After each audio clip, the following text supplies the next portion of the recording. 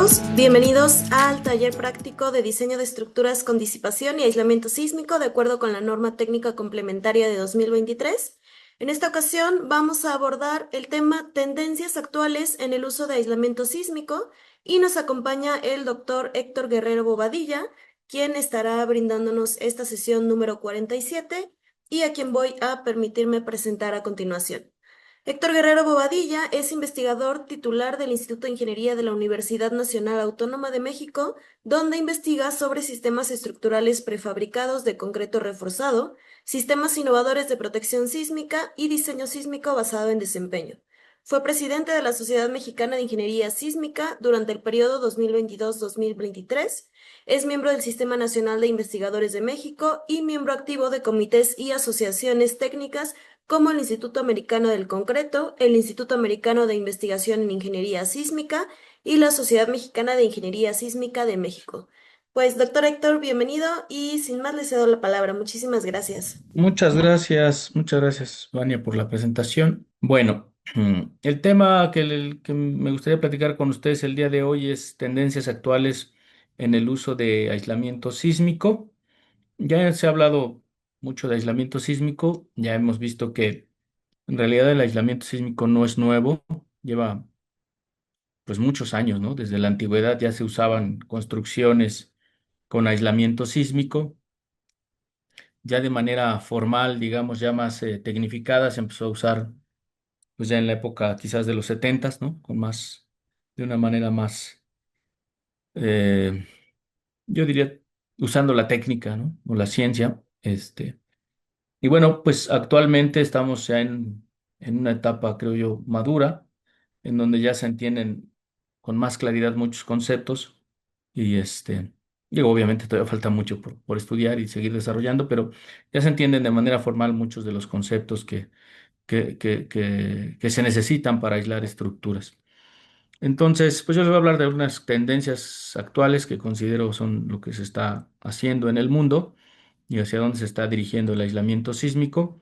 Este es el contenido de la presentación de hoy que me gustaría platicar con ustedes. Empezaremos con una introducción, después hablaremos de las tendencias precisamente. Dentro de ellas, pues el crecimiento exponencial del uso de aislamiento sísmico en las últimas décadas, la actualización de las normativas. Luego, también una tendencia muy importante es la evaluación, este punto 3, la evaluación del desempeño sísmico de sistemas aislados, que está cobrando mucha fuerza. La certificación de la instalación, no solo es que funcionen los aisladores, sino que se instalen apropiadamente.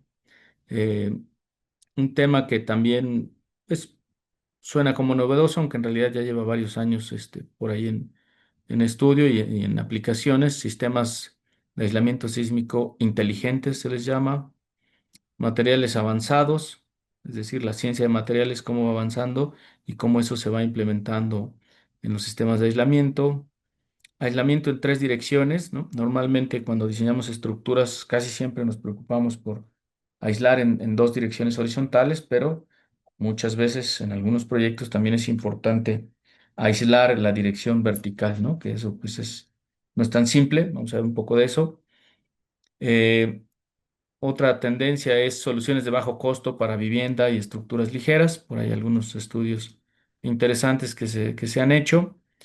Y el aislamiento sísmico ya específicamente para contenidos y equipos. Finalmente, me gustaría después ofrecerles algunos comentarios finales y pues al final, si están de acuerdo, pues hacemos una sesión de preguntas y respuestas con mucho gusto para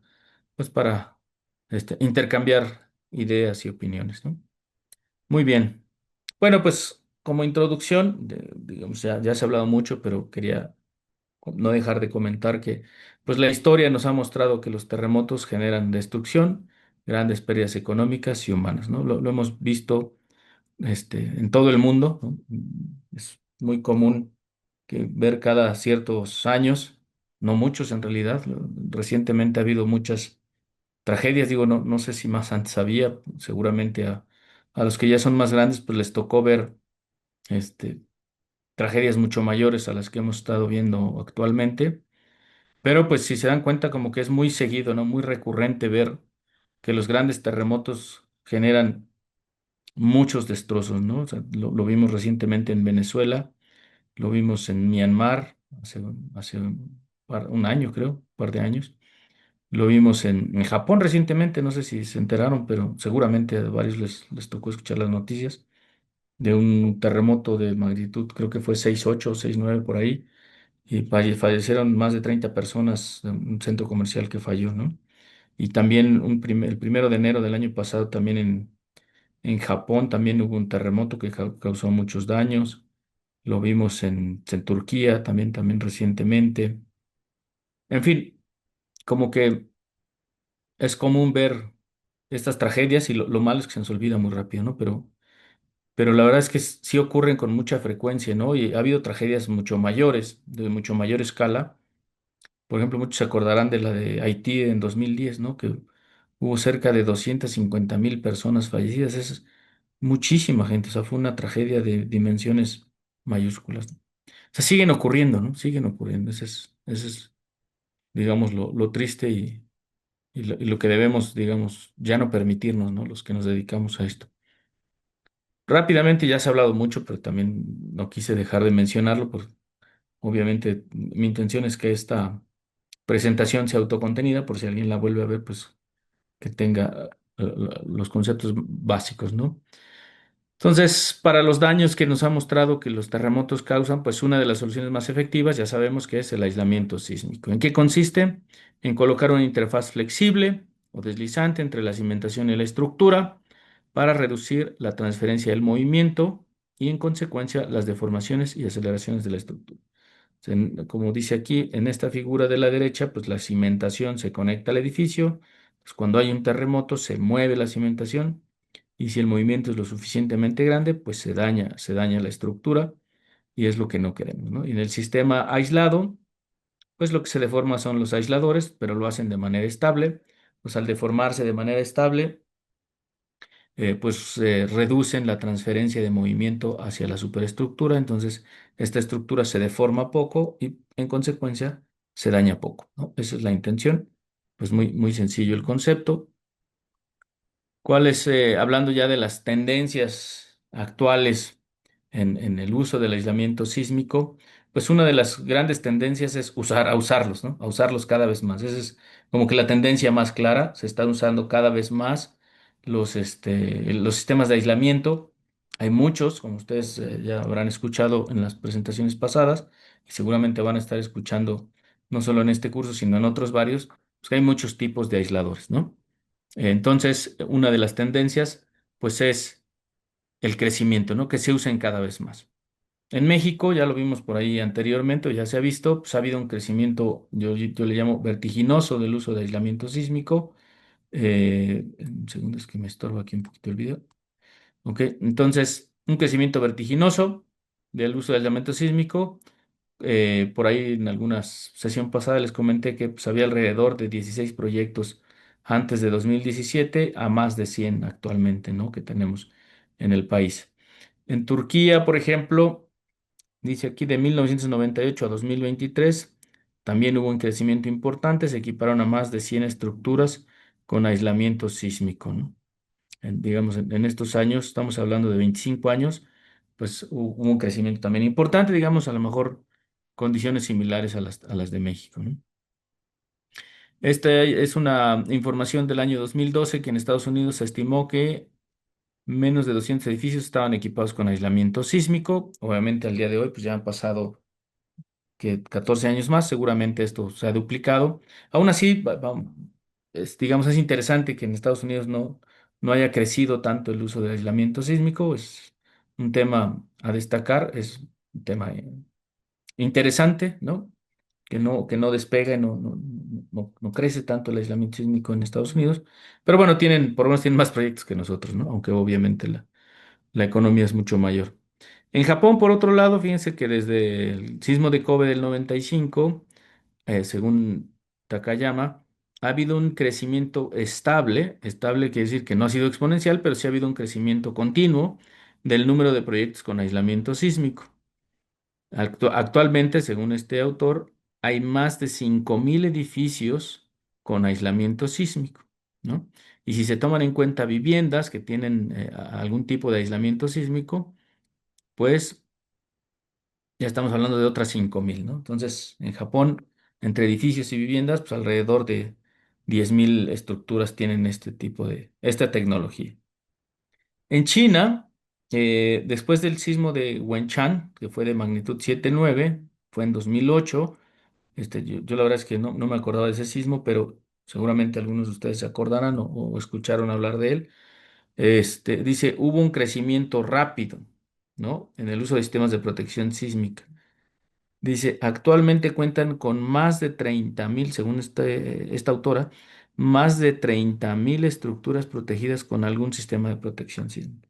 En China, pues ustedes han visto seguramente en varios, eh, en varios videos, en varias redes sociales, como China construye grandes obras de infraestructura y vamos a ver más adelante, hay algunos datos interesantes, pero de China sobre todo, pero pues sí, obviamente están construyendo tanto y pues hay zonas sísmicas o fuertemente sísmicas en China y obviamente con, digamos, el nivel de desarrollo y crecimiento que ellos traen, pues me parece que han entendido muy bien que es importante proteger a las construcciones mediante el uso de tecnología, ¿no? Y aquí se ve claramente que yo pensaba que Japón era el que más tenía estructuras protegidas, pero pues al parecer China ya les dio la vuelta, ¿no? Entonces ahora es digamos, el país con más estructuras protegidas. Y de hecho, bueno, no sé si se los he mostrado anteriormente, pero si uno ve la cantidad de investigación que hay sobre tecnologías de protección sísmica en general, China es, digamos, el país que más investiga en el tema, ¿no? Pero por mucho, o sea, China investiga, hace más estudios de investigación que el resto del mundo combinados, ¿no? Más que incluso la suma de Estados Unidos, Europa, Latinoamérica y todos juntos, China investiga más en los temas. Entonces, es obvio que pues, si investigan más es porque tienen más interés y obviamente eso se ve reflejado en el uso de estas tecnologías, ¿no? Y digamos con un crecimiento, pues yo diría que exponencial, ¿no? Porque fíjense, de 2008 para acá, porque antes del sismo de Wenchang realmente prácticamente no se usaban estas tecnologías en China. Y en lo que vino a detonar el uso de estas tecnologías, pues fue ese sismo, que por cierto, estuve leyendo que generó más de 90.000 muertos, ¿no? O sea, fue una tragedia enorme, ¿no? Comparada con las cifras que tenemos de México del 85, que se hablaba oficialmente de 10.000 muertos, y a lo mejor digamos, cifras no oficiales hablaban de 30.000 muertos, pues en este sismo de Wenchen en 2008 se hablaba de 90.000, ¿no? O sea, una tragedia mucho mayor, ¿no? O la tragedia ahora de Venezuela, que se habla de alrededor de 5.000 fallecidos, que seguramente serán más, pero aún así digamos, un orden de magnitud más lo que pasó en China. Entonces, obviamente, pues eso genera un impacto fuerte en el país con el crecimiento que ha tenido en los últimos años, pues eso se ve reflejado también en que han desarrollado más investigación y han aplicado más estas tecnologías pues en las obras, en las grandes obras de infraestructura que están haciendo, ¿no? Bueno, eso es cuanto al crecimiento. Les decía que otro de los grandes temas, pues, es la actualización de la normativa.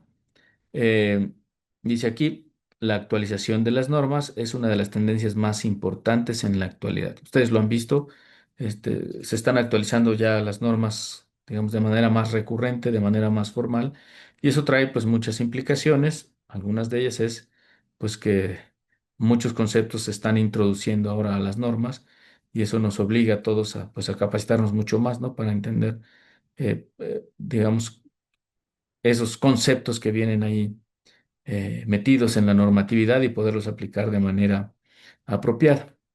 Dice aquí como ejemplo, en la Ciudad de México, cuya norma sirve de referencia a gran parte del territorio nacional, apenas se incluyeron requisitos normativos sobre aislamiento sísmico en 2023. Vean qué interesante porque apenas se incluyó un capítulo de aislamiento sísmico, ¿no? O sea, antes de eso no teníamos, lo cual es importante. Ahorita vamos a ver cómo estamos comparados con otros países. Pero es interesante, ¿no? Que siendo uno de los países más sísmicos perdón, uno de los países más sísmicos del mundo, pues justo apenas recientemente hayamos introducido estos conceptos, ¿no? Como que no se le había dado tal vez la importancia que requiere. Pero bueno, lo bueno es que ya está, ¿no? Y como ya está, pues ahora hay que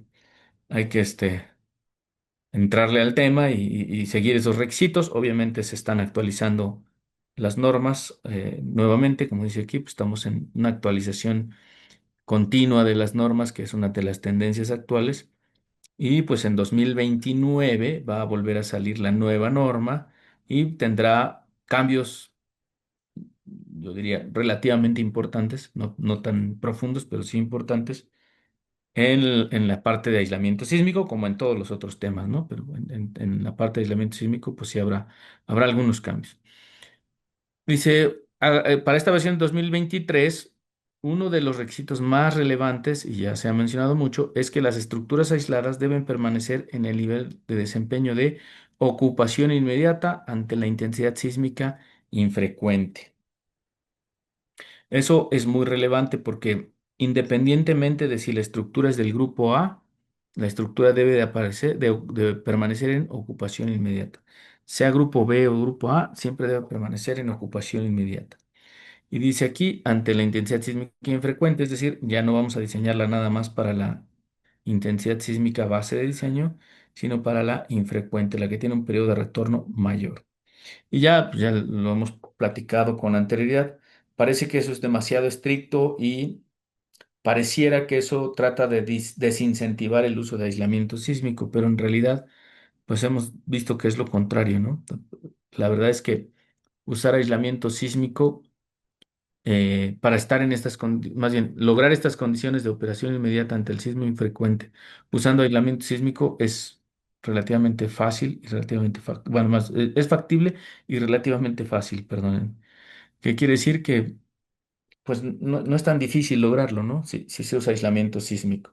A veces es más difícil resolver una estructura convencional, pues digamos, dadas los requisitos normativos actuales, que son muy estrictos, por cierto, que es simplemente aislarla y lograr cumplir con estas condiciones, ¿no? La verdad es que con el aislamiento sísmico es factible, como les decía, y relativamente sencillo. Y bueno, lo vamos a seguir viendo, ¿no? Lo vamos a seguir viendo más adelante en el módulo siguiente, que es el módulo 4. Se va a hablar también de la evaluación del desempeño y ahí se va a ver también con mucha claridad cómo es mucho mejor una estructura aislada, ¿no? Digo, además de que se diseña más fácil, también es mucho mejor su desempeño sísmico, ¿no? Ante las acciones de diseño, aun cuando sean infrecuentes.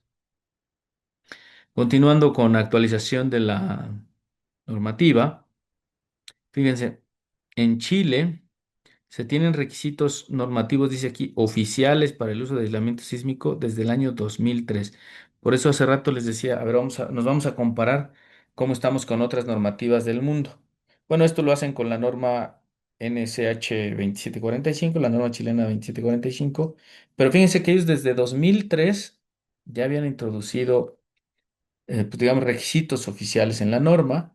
Es decir, nosotros lo publicamos en 2023, 20 años nos llevaban digamos, de camino los colegas de Chile, ¿no? Lo cual se me hace impresionante, ¿no? Que hayamos tardado tanto. Bueno, ahí está un dato interesante. Dice, en Perú es obligatorio el uso de aislamiento sísmico desde noviembre de 2019, tras la aprobación de este decreto, el 030-219 para vivienda, que se oficializó, tomando en que oficializó esta norma técnica E031 de aislamiento sísmico. O sea, fíjense, bueno, pero dice aquí, esta exigencia no aplica para todas las construcciones, sino de manera específica para ciertos proyectos clave del sector salud. O sea, para algunos proyectos del sector salud, obviamente hospitales y algunas otras construcciones del sector salud están obligados a usar aislamiento sísmico, ¿no? Ahí se fueron más allá desde el año 2019, ¿no? En México no requerimos que las estructuras obligatorias o ciertas estructuras obligatoriamente deban llevar aislamiento sísmico, pero la verdad es que hemos descubierto que usar aislamiento sísmico muchas veces es la forma más fácil y más eficiente de resolver muchas estructuras. Además de Perú, ahorita vamos a hablar aquí, bueno, voy a saltarme al último punto de una vez, porque fíjense que en 2013 el ministro de Salud de Turquía emitió un mandato para que todos los hospitales públicos con más de 100 camas fuesen equipados con aislamiento sísmico, lo que resultó muy apropiado, pues, en los sismos de 2023 que todos vieron, ¿no? Eh, digamos, cuando nos tocó visitar hospitales en Turquía después del sismo de 2000, de los sismos, en realidad, de 2023, vimos que estos hospitales que habían sido, bueno, que tenían más de 100 camas, hospitales públicos, que tenían más de 100 camas y que habían sido equipados con aislamiento sísmico, realmente se comportaron muy bien, ¿no? Entonces, digamos que la medida tuvo resultados positivos en esas construcciones. Entonces, tanto Perú como Turquía, pues son los únicos dos países que lo hacen obligatorio para esas estructuras, ¿no? Para esos hospitales, bueno, para hospitales, aunque entiendo que Perú, pues no solo es para hospitales, sino para también otras construcciones del mismo sector salud. Fíjense que en Japón, dice aquí, se tienen requisitos normativos oficiales para el aislamiento sísmico, que ellos le llaman Menshin, desde octubre del año 2000. O sea, más o menos igual que Chile, ¿no? Ellos en 2000, los chilenos en 2003. Estamos hablando de hace 26 y 23 años respectivamente. Dice aquí, antes de esta reglamentación específica, los sistemas se evaluaban de forma individual mediante aprobaciones especiales. Pues era como aquí en México, ¿no? Antes de 2023, pues usábamos otras cosas, otros reglamentos, hacíamos evaluaciones específicas también y pues se aprobaban, digamos, como casos particulares y especiales, ¿no? Pero, digamos, de manera normativa, ellos empezaron en 2000 y 2003. En realidad, esto no es tan viejo, o sea, a pesar de que el aislamiento sísmico, pues les decía que desde la antigüedad ya se usaba y de manera más formal ya se usaba se empezó a usar en los 70 de los 70 para acá. Pues es hasta, fíjense, estos dos países, tanto Japón como Chile, se sabe que son los dos países más sísmicos del mundo, ¿no? Son los que más sismicidad tienen. Y dice que estamos hablando de hace 26 y 23 años, que ellos emitieron esas normativas ya de manera oficial. Entonces, digamos, si bien el aislamiento sísmico no es nuevo, ya es una tecnología madura, llamémoslo así, lo que sí es relativamente nuevo, pues es la normatividad, ¿no? Que los requisitos normativos ya estén ahí digamos, en el uso cotidiano de los diseñadores, ¿no?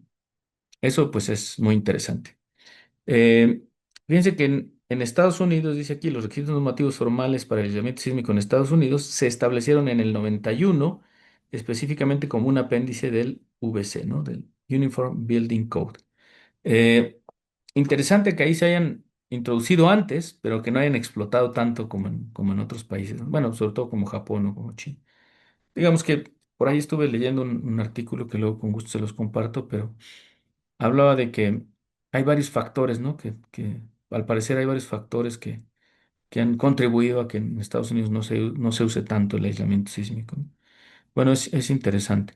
Pero en fin, ahí ellos empezaron un poco antes en el tema normativo, tienen mucha tradición los norteamericanos en el tema de normas, y bueno, pues ellos empezaron un poco antes, aunque el uso no ha sido el esperado. Lo que sí a mí me queda claro es que la normativa no es, digamos, introducir normativa de aislamiento sísmico no es tan viejo, ¿no? En realidad son cosas nuevas y, eh, y otros países hemos empezado mucho después, ¿no? Como el caso de México, que apenas empezamos en 2023 en la Ciudad de México. Claro, en el Manual de Obras Civiles ya había algo en la versión de 2015, aunque pues digamos, al ser un manual, muy pocas veces se tomaba en cuenta o se consideraba para diseñar estructuras aisladas. Normalmente se recurría a estándares internacionales, ¿no? Bueno, eso es con respecto a normativa. Me gustaría hablarles ahora de este, este tema de evaluación del desempeño sísmico de sistemas aislados. Es otra de las tendencias que yo considero que están ocurriendo. Dice que se incluye la estimación de pérdidas u otros parámetros de interés desde un enfoque probabilístico. Y pues en la mayoría de los casos que yo he visto se está usando el enfoque del documento FEMA P58, publicado en su primera versión en 2012 y luego una actualización en 2018. que pues quien le quiera, de hecho, esto lo vamos a estar viendo en el módulo 4 con más detalle, por si lo quieren ir descargando, pues es gratuito, ¿no? Se puede ir descargando de internet, si no, de todas maneras, después lo vamos a ir viendo con más detalle, pero es un enfoque probabilístico, ¿no? Es una ecuación que se ve muy compleja, es una triple integral que toma en cuenta varios aspectos del fenómeno y su incertidumbre. Pero no se preocupen, aunque se ve muy complicada, en realidad nadie resuelve la integral, no se resuelve en realidad, se usan métodos numéricos para resolverla y encontrar un resultado que son las pérdidas esperadas o algún otro parámetro de interés. ¿Qué es lo que hace esta metodología? Pues propone dividir el problema en cuatro análisis: un análisis de intensidad sísmica, un análisis de respuesta estructural, un análisis de daño, un análisis de consecuencias del daño y al final obtenemos pues la variable de interés, ¿no? ¿Qué nos interesa medir? Que muchas veces son las pérdidas esperadas. Bueno, ¿en qué consisten estos pasos? Fíjense, aquí hay una función que es función de la medida de la intensidad sísmica. Esto viene del inglés IM, que es Intensity Measure, que es medida de la intensidad sísmica. Entonces, se ve muy chiquita la figura, perdón, no hay mucho espacio, por eso la puse así chiquita. En realidad solo era que lo viéramos de manera esquemática y me gustaría explicarles nada más qué es cada uno de estos análisis. Pues se hace un análisis, en realidad se le llama análisis probabilístico de amenaza sísmica. ¿Y qué se obtiene en ese análisis probabilístico de amenaza sísmica? Pues se obtiene una curva como esta, donde en el eje horizontal tenemos la intensidad sísmica y en el eje vertical la frecuencia media anual de excedencia. Parece trabalenguas, ¿no? Pero básicamente es la probabilidad de que se exceda una intensidad sísmica en un año, ¿no? Entonces, por ejemplo, aquí está muy chiquito el número, les decía, pero por ejemplo, aquí es una G, ¿no? Aquí es una G y aquí está la curva. Esta es una curva de amenaza sísmica. Entonces, aquí tenemos la intensidad sísmica y puede ser la aceleración máxima del suelo o puede ser la aceleración espectral o cualquier medida de la intensidad sísmica, ¿no? Supongamos que es la aceleración del suelo. Entonces, uno pues, sería una G, o sea, la probabilidad de que se exceda una G en un año, ¿no? ¿Cuál es la probabilidad de exceder una G en un año? Pues subimos aquí en 1, chocamos con la curva y leemos cuál es esa probabilidad. Fíjense que esa probabilidad debe ser como, este es 1 en 10.000, esta de acá es 1 en 1.000, o sea que una G debe andar como en 2, 3, como 3 en 10.000. No, pero déjenme ver, 1, 2, 3, 4. Entonces cada dos. Entonces esto es una, tres. No sé, pero debe ser como 5 en 10.000. Entonces, normalmente así se hace. O sea, es una probabilidad de que se rebase cierta intensidad sísmica donde voy a construir o donde está construida, si es que es existente, mi estructura, ¿no? Vamos a ver con más detalle este concepto, pero básicamente se hace un análisis, no lo vamos a hacer nosotros porque esto, digamos, son varios pasos los que hay que hacer para llegar a esta curva, pero en realidad lo que hacemos muchas veces es usar esta curva. La vamos a usar para estimar pérdidas. Y entonces esta curva nos dice la probabilidad de exceder cada año, de exceder ciertas intensidades sísmicas, ¿no? Por ejemplo, una G o media G o 0,2 de G, ¿no? En fin. Y eso nos sirve para saber cuál es la probabilidad de que se exceda cierta intensidad sísmica y con eso, pues, poder calcular daños. Pero, ¿por qué es importante o por qué haríamos eso? Bueno, es importante porque no todos los movimientos sísmicos generan los mismos daños, ¿no? Obviamente, un movimiento fuerte genera daños grandes y un movimiento bajo genera daños bajos. Pero la probabilidad de ocurrencia, como se ve aquí claramente en esta curva, la probabilidad de ocurrencia de una intensidad grande es baja y la probabilidad de ocurrencia de una intensidad baja, pues es alta, ¿no? Entonces, todo eso hay que tomarlo en cuenta para saber cuáles son los sismos que más daño van a generar, ¿no? O sea, por ejemplo, si un sismo muy intenso, ¿no? Que genere más de una G de aceleración del suelo, sabemos que generaría muchos daños, pero la probabilidad de que eso ocurra es bajísima, ¿no? O sea, si fuera, no sé, uno cada, o dos, o tres cada 10.000 años, dirían, bueno, pues la probabilidad de que ocurra es muy baja, entonces los daños que se pueden esperar por eso pues, son muy bajos. Pero si a lo mejor uno de 0,2 de G genera daños intermedios, pero ocurre muy frecuentemente, entonces eso va a estar generando muchos daños, ¿no? Entonces puede ser que contribuya más a las pérdidas una intensidad sísmica intermedia que una intensidad sísmica alta, ¿no? A pesar de que la alta puede generar muchos daños, pero su probabilidad de ocurrencia es baja. En fin, todo esto lo vamos a revisar con más detalle en el módulo 4, pero es uno de los análisis que se usan para evaluar el desempeño sísmico de sistemas aislados. Bueno, una vez que ya tenemos esta curva que nos da la intensidad sísmica y sus probabilidades de ocurrencia, sometemos a nuestra estructura aislada a esas intensidades sísmicas, a movimientos sísmicos, digamos, asociados a esas intensidades sísmicas. Entonces hacemos un análisis dinámico no lineal, paso a paso, y obtenemos la respuesta estructural. Entonces vean, esto normalmente nosotros es lo que hacemos como ingenieros o como diseñadores estructurales y decimos, no, pues esto es lo que toca hacer, análisis estructural, ¿no? Y normalmente simplemente damos por hecho o agarramos las intensidades sísmicas del reglamento. Bueno, muchas veces, en lugar de agarrar las del reglamento, vamos a agarrar las que vienen de un análisis de amenaza sísmica. Entonces, con esas intensidades ya evaluamos la respuesta estructural. Entonces, aquí es esta segunda función que ven aquí en grande, nos dice cuál es la respuesta estructural. EDP es la respuesta estructural, viene del inglés Engineering Demand. ¿Cuáles son mis parámetros de demanda ingenieril o mi respuesta estructural, básicamente? ¿Cuál es mi respuesta estructural dada una intensidad sísmica o dadas las intensidades sísmicas que yo quiero evaluar de mi análisis de amenazas sísmicas? Entonces yo tengo la probabilidad de que ocurra una intensidad sísmica y la respuesta estructural que me puede ocurrir dada la intensidad sísmica. Ven cómo es una cadena. Primero obtengo la intensidad sísmica y luego obtengo la respuesta dada la intensidad sísmica. Y ya que tengo la respuesta estructural, viene el otro eslabón de la cadena que voy a estimar el daño probable dada una respuesta estructural, ¿no? Acuérdense que EDP es la respuesta estructural o parámetros de demanda ingenieril.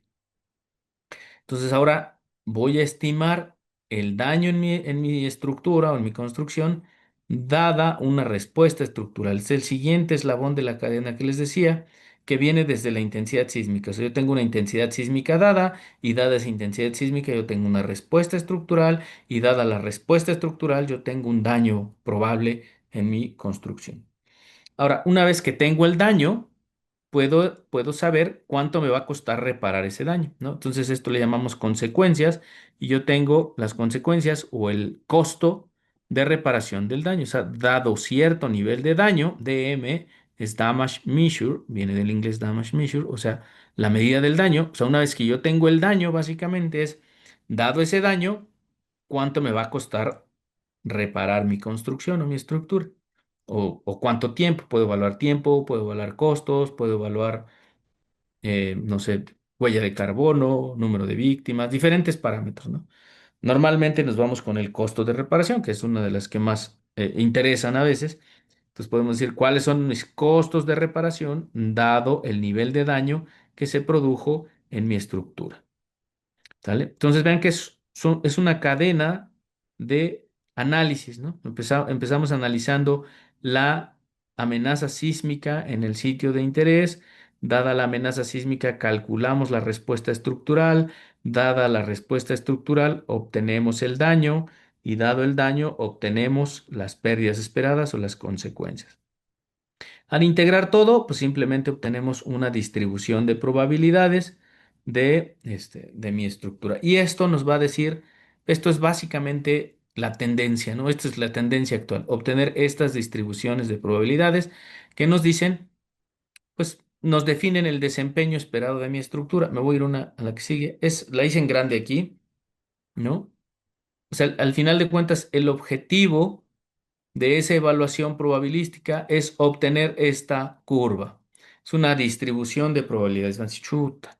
Entonces yo voy a tener que entrarle a las probabilidades, pues sí, sí, porque es una de las tendencias actuales y es lo que ya mucha gente está haciendo y es lo que vamos a tener que entender para hablar el lenguaje no solo de los estructuristas, sino de todo el mundo, ¿no? De los inversionistas y digamos, es más fácil entender estas curvas, aunque pareciera complicado, es más fácil entender estas curvas que otros parámetros que normalmente los ingenieros entendemos muy bien.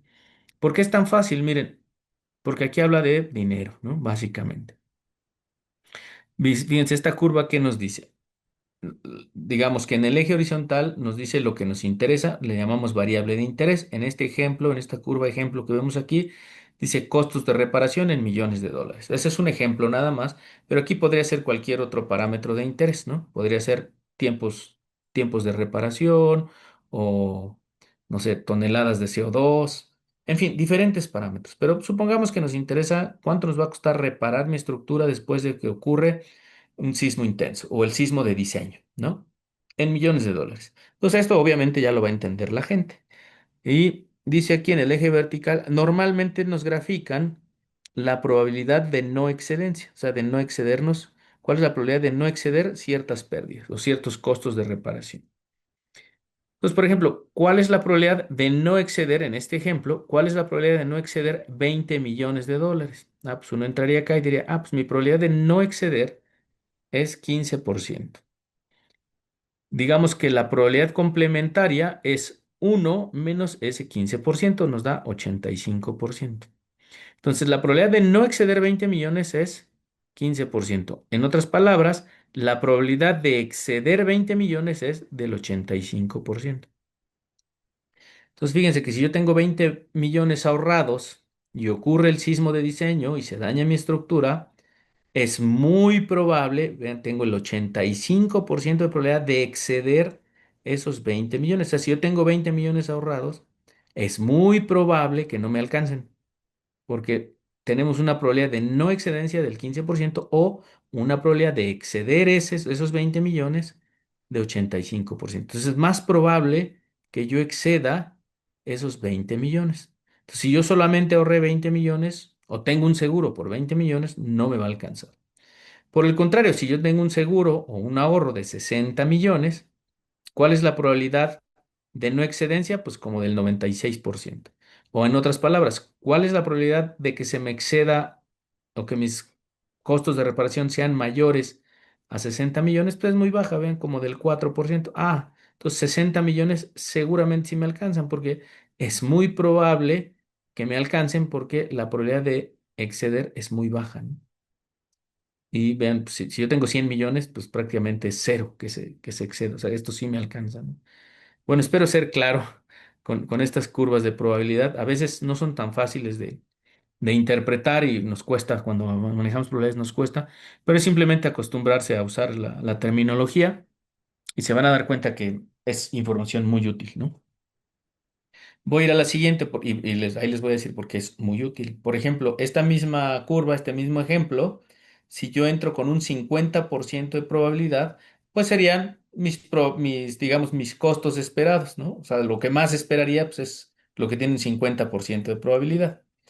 ¿Por qué? Pues porque la mitad de los casos voy a estar por debajo y la otra mitad por arriba. En fin, digamos que mis pérdidas esperadas, que corresponden al 50%, serían aquí en este caso, pues por aquí, 30 millones de dólares. O sea que lo más sensato para mí, si yo tengo esta estructura y sé que puede ocurrir un sismo, a lo mejor lo más sensato es tener ahorrados o un seguro por lo menos que me dé 30 millones de dólares. Así yo ya sé que eso es muy probable que me alcance, o por lo menos es altamente probable que me alcance porque tengo un 50% de probabilidad, estoy justo a la mitad, ¿no? Si yo soy optimista, pues vean que tendría normalmente el escenario optimista se evalúa para una probabilidad del 10%. Entonces ahí pues tendría que, si siendo optimista, pues a lo mejor nada más ahorrando 19 millones, diría, bueno, con eso seguramente me alcanza, ¿no? Soy muy optimista, me voy al 10%, ok, voy a ahorrar o voy a comprar un seguro de 19 millones. Ay, perdón. Ah, no, pues saben que no, entonces me voy a ir para acá, a la probabilidad media. Ah, pues 30 millones, mejor ahorro 30, ¿no? Y ya no soy tan optimista, ya soy, digamos que más sensato. Ahora, si soy muy pesimista y digo, no, no, no, yo no me quiero arriesgar, pues en lugar de 30 voy a ahorrar 50, porque un escenario pesimista normalmente, digamos, está asociado a un 90% de probabilidad de no excedencia. Entonces vean que aquí necesito 50 millones si soy pesimista. Claro, o compro un seguro más caro que me dé 50 millones en caso del sismo, ¿no? Entonces ya con eso, pues digamos, cubro más, ¿no? Cubro más gastos, ¿no? Y soy más pesimista y me cubro más. Entonces, obviamente, pues ya dependerá de cada quien, pero pues, lo importante de estas curvas es que nos permiten, pues, tener una banda, ¿no? Una banda de escenarios, por ejemplo, cualquiera diría, bueno, ya sé que tengo que tener entre 19 y 50 millones, ¿no? Entre ser optimista y pesimista, pues tengo que moverme en esa banda. Entonces es información útil que ya después me puede servir para tomar mejores decisiones. A lo mejor si voy a comprar un seguro y este a lo mejor me cuesta muy poca la diferencia entre este y este o entre este y este, diría, pues mejor compro este porque siendo pesimistas a lo mejor me sirve más, ¿no? Aunque tenga que pagar un poquito más. Entonces, bueno, nos ayuda a tomar mejores decisiones. Y así, digamos, todas estas curvas que normalmente también se les llama funciones de desempeño, son el resultado de la evaluación del desempeño sísmico. Esto vamos a ver cómo se calculan estas curvas, lo vamos a ver de manera detallada en el módulo 4. Lo vamos a ver porque a mí me va a tocar participar en varias sesiones, o en algunas por lo menos. Y ahí vamos a ver cómo se hace, ¿no? Y pues van a ver que es algo muy bonito y las vamos a ir interpretando. Y no solo es calcularlas para una estructura, sino calcular para diferentes soluciones estructurales, de tal suerte que podamos, ya no puse otra acá, pero podamos comparar entre un escenario y otro, ¿no? O sea, por ejemplo, alguien puede decir, bueno, yo en lugar de usar aislamiento sísmico, voy a usar disipación. Ah, pues vamos a ver cómo cambia tu función de desempeño. Y alguien podría decir, bueno, yo no voy a usar ni aislamiento ni disipación, voy a usar un sistema convencional. Ah, pues vamos a ver cómo cambia mi función del desempeño. Y entonces, cuando yo tengo varias soluciones estructurales, puedo obtener estas funciones de desempeño y poder tomar una mejor decisión, ¿no? O sea, tener una decisión mucho más informada porque ya sé cómo le va a ir a mi estructura. Y esto lo vamos a ir viendo en el módulo 4 y la verdad es que pues, es algo muy bonito poder obtener estas funciones y poder hacer comparaciones entre diferentes soluciones estructurales para darle, pues digamos, a la sociedad o a nuestros clientes, pues una mejor solución, ¿no? Con mucho más información. Bueno. Otra de las tendencias actuales pues, es certificar la instalación de los sistemas de aislamiento sísmico, ¿no?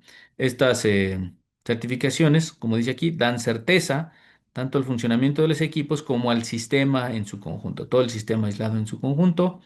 A nivel dispositivo, pues existen certificaciones como la ETA europea, entre otras, y a nivel sistema no existe una certificación oficial. Sin embargo, como dice aquí, existen esfuerzos para certificar todo el proceso, como aquel esfuerzo que encabeza el doctor Carlos Méndez, fundador de la empresa, perdón, aquí hay un error, lo voy a corregir de una vez, Seismic PS, ¿no?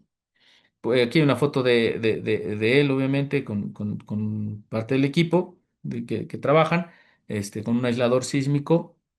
Eh, Digo, a mí se me hace un tema muy, muy interesante. Creo que debería de haber más esfuerzos como este, donde eh, pues hay un ente, una empresa o una entidad que se encarga de eh, certificar y validar todo el proceso, ¿no? Desde el,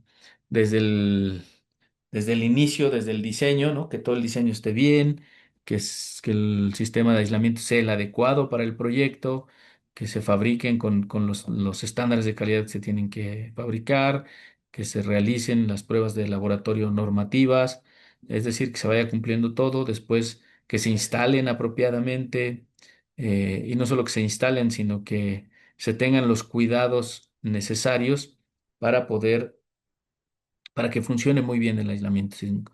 ¿Y a qué me refiero con eso? Pues que no haya interferencias del aislamiento sísmico con otros componentes estructurales. Es muy común ver en algunos proyectos aislados, que luego, digamos, entre la estructura y la banqueta, por decirlo de una manera, o estructuras colindantes, no haya una separación adecuada o dejen basura ahí. Por ejemplo, me ha tocado ver a mí, pues, madera o residuos de concreto, o que ya cruzaron ahí un tubo de drenaje.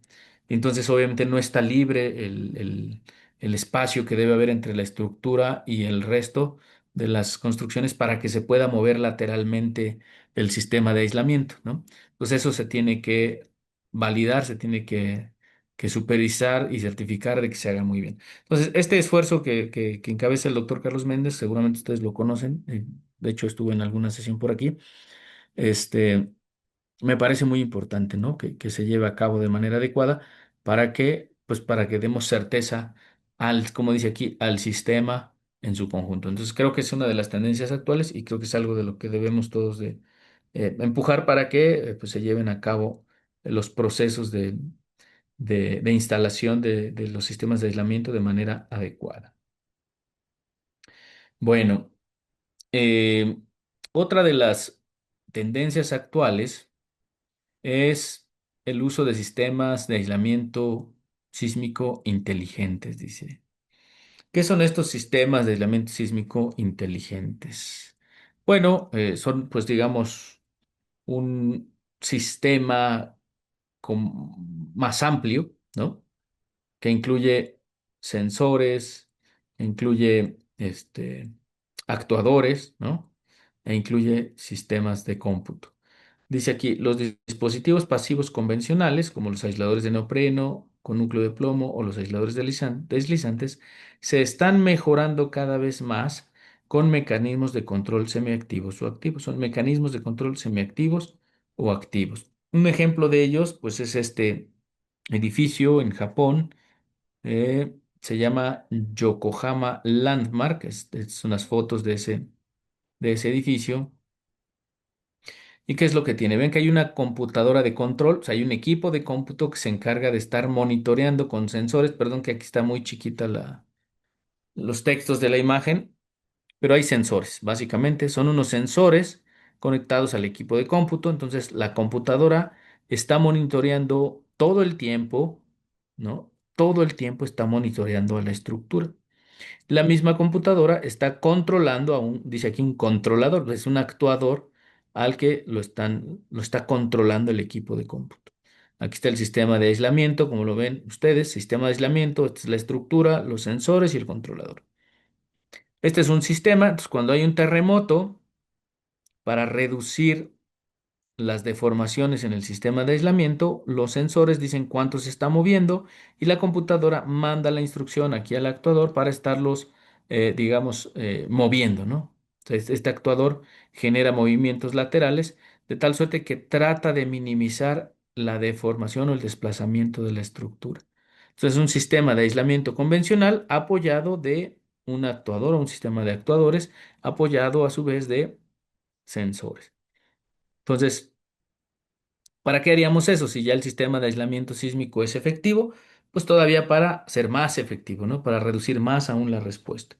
Entonces, eso tiene ventajas y desventajas, pero es una de las tendencias que se están desarrollando en los últimos años, eh, pero pues tiene implicaciones, ¿no? Es un edificio ya real construido, pero les digo, tiene implicaciones. ¿Por qué implicaciones? Pues, ¿qué pasa si el terremoto es muy fuerte y se va la luz, ¿no? Esta computadora debe estar preparada con pues con baterías, ¿no? Para que no se vaya a dañar y no se vaya a apagar durante el terremoto, que es cuando necesitamos que trabaje más, ¿no? Quizás una buena idea sería pues meterla dentro del edificio aislado para que esté trabajando bien. Luego, a su vez, tiene que mandar instrucciones y el control, bueno, este actuador pues recibe energía, ¿no? Realmente recibe energía. ¿Qué energía? Pues muchas veces son actuadores que tienen un circuito eléctrico y pues básicamente aceite a presión, ¿no? A alta presión. Entonces todo eso debe estar funcionando durante el terremoto para que podamos estar contrarrestando el movimiento sísmico de la construcción. Entonces todo eso hay que tenerlo cuidado. Entonces, bueno, hay que tenerlo hay que tener mucho cuidado al usarlo. Pero bueno, ya está en algunas aplicaciones en Japón, ¿no? También, no solo aislamiento sísmico, también aquí vemos disipadores, un escenario similar, sensores, disipadores, y pues están controlados todos a un equipo de cómputo o amortiguadores de masa sintonizada, ¿no? Que pueden usarse con el mismo esquema. O sea, todos estos sistemas se pueden usar de manera pasiva, es decir, sin la necesidad de un sistema de cómputo y sensores que estén cambiando sus propiedades, simplemente como sistemas convencionales, sistemas de disipación o aislamiento convencionales, pero se pueden usar también con un sistema de control activo. ¿Qué implica eso? Pues implica, les decía, tener energía, energía eléctrica, energía hidráulica, para poder empujar o jalar pues el sistema estructural o los dispositivos. También a veces no se requiere empujar o jalar, a veces lo único que se requiere es cambiar voltajes. No, no sé, seguramente han escuchado hablar de los sistemas, ahorita vamos a hablar en la siguiente, pero de sistemas que cambian sus propiedades con voltaje, ¿no? Entonces yo puedo cambiar la capacidad de disipación de unos amortiguadores o de este sistema cambiando voltaje nada más, ¿no? Entonces, como el voltaje es mucho más rápido, pues me ayuda a hacer cambios mucho más rápidos. Y este es otro que les decía, ¿no? Eh, bueno, este es un sistema de control semiactivo. El anterior era un sistema de control activo, este es un sistema semiactivo. ¿Qué quiere decir semiactivo? Que no necesito una gran cantidad de energía para cambiar sus propiedades, a veces nada más con un voltaje, y como el voltaje es muy rápido, o sea, en milisegundos llega el voltaje al sistema, ¿no? Entonces, antes de que se mueva demasiado una estructura o un amortiguador, yo le cambio el voltaje y ya estoy cambiando sus propiedades. Es muy común usarlo en unos sistemas que se llaman magnetorreológicos. ¿Qué significa magnetorreológicos? Pues básicamente estos sistemas son dispositivos que en su interior tienen un fluido viscoso con algunas partes metálicas o digamos partículas metálicas digamos distribuidas en el fluido. Entonces esas partículas metálicas al inyectarle voltaje nosotros logramos que cambie la viscosidad porque esas partículas metálicas se acomodan de diferente manera gracias al voltaje que inyectamos.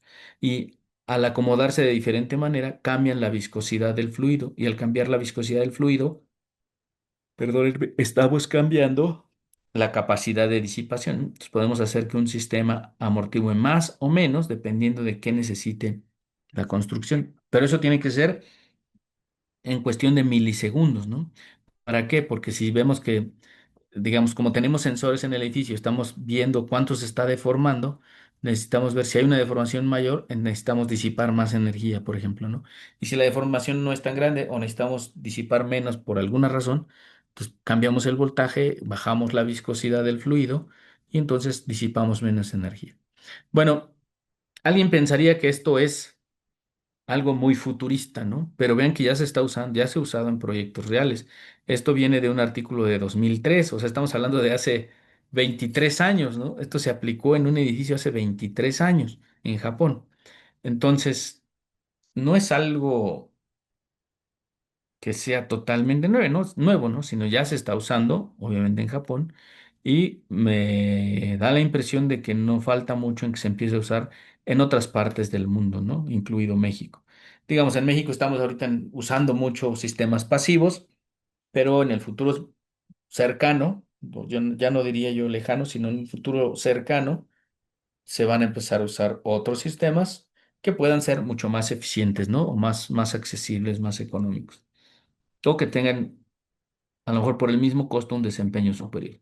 Todavía no estamos en México en esta etapa, pero pues a como están avanzando, a como está avanzando la tecnología de manera vertiginosa, pues es muy probable que en los próximos años empiecen a llegar estos sistemas. Bueno, fíjense que son las 5:04, casi 5:05.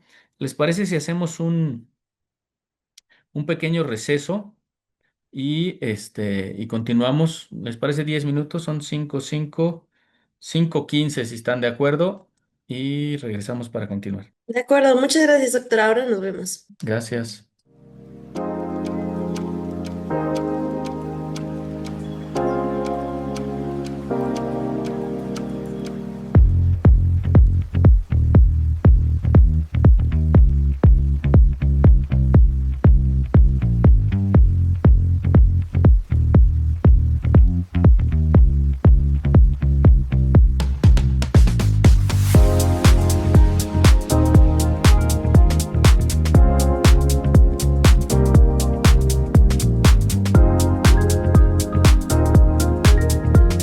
Bueno, nos encontramos con Iridian, quien nos acompañó en este diálogo con ingenieros, con la secretaria Miriam Ursúa, y de parte de Dampo queremos hacerte algunas preguntas, comenzando por ¿cuál fue la idea que más te impactó de la charla de la secretaria Miriam Ursúa? Pues yo creo que en general esta parte de soluciones que ofrece de parte del gobierno de la Ciudad de México, considero que estamos actualmente en una etapa de innovación, lo cual me parece algo muy bueno. Y hablando específicamente de la arquitecta, considero que es una persona sumamente comprometida y creo que mientras ella tenga ese liderazgo, grandes cosas pueden seguir aportando para nosotros como Ciudad de México. ¿Cómo imaginas que el sector privado podría involucrarse en toda esta parte de la gestión del riesgo, en el fortalecimiento de capacidades que mencionaba la secretaria? ¿Qué te imaginas tú como desde la ingeniería? Bueno, para mí se definiría en una sola palabra y sería erradicar. A veces en el sector privado se presta mucho como justamente esta parte de solo adoptar el conocimiento a cierto círculo de personas. Algo que mencionaba justamente en el diálogo cuando participé era que pues no nos quedemos justamente encapsulados en nuestros conocimientos, sino que realmente podamos transmitirlo a los demás y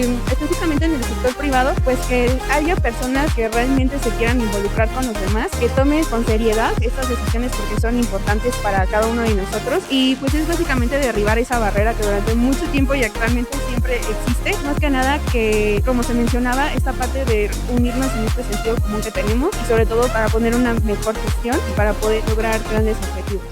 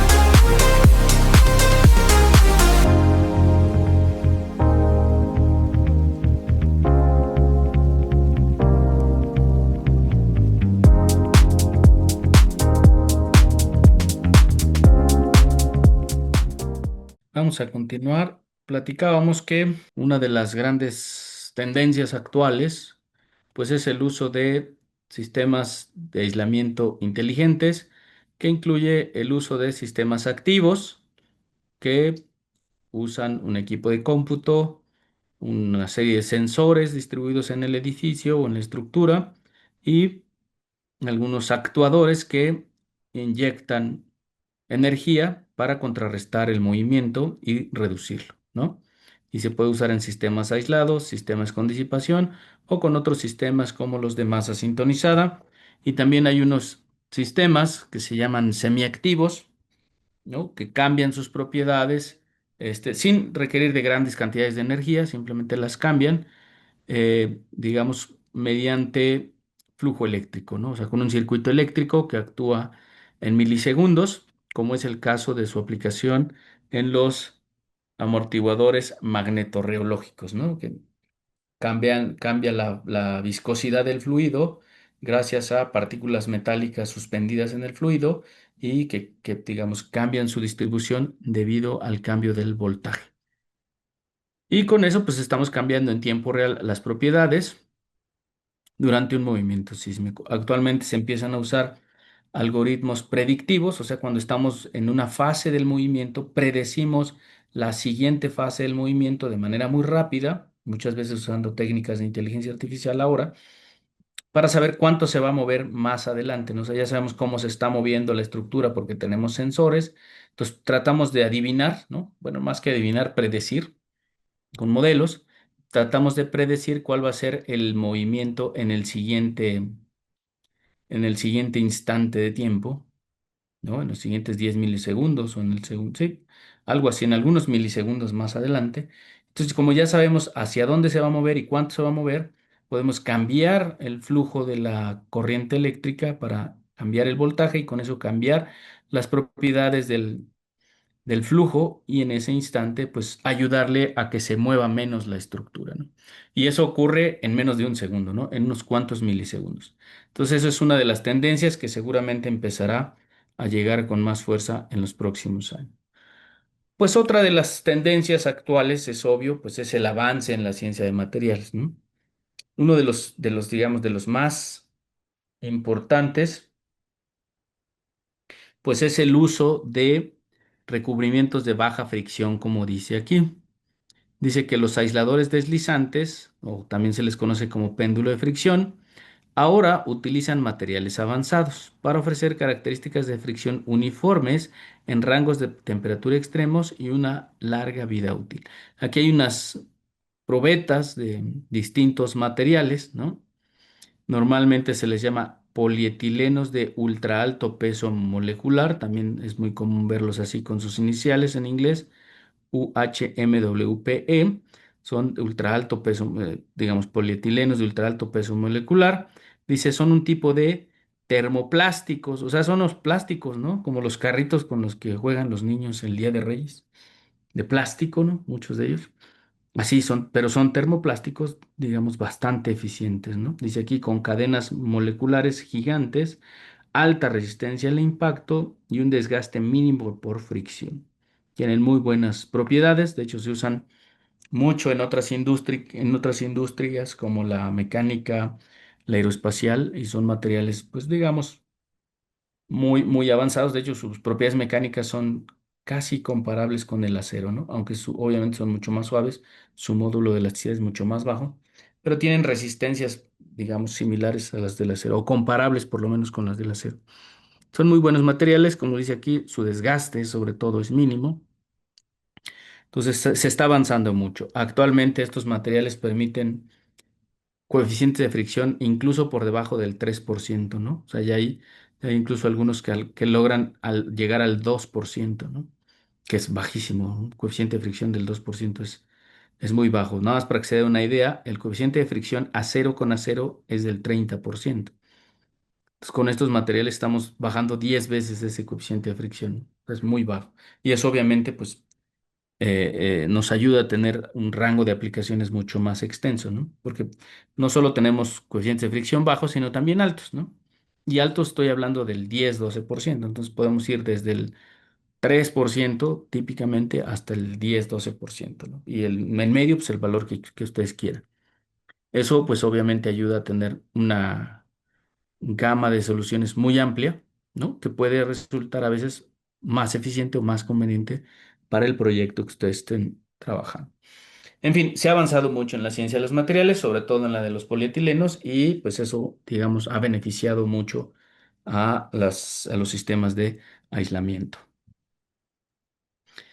Otro de los materiales que se han empezado a usar, que se están empezando a trabajar, son los aisladores elastoméricos reforzados con fibras, ¿no?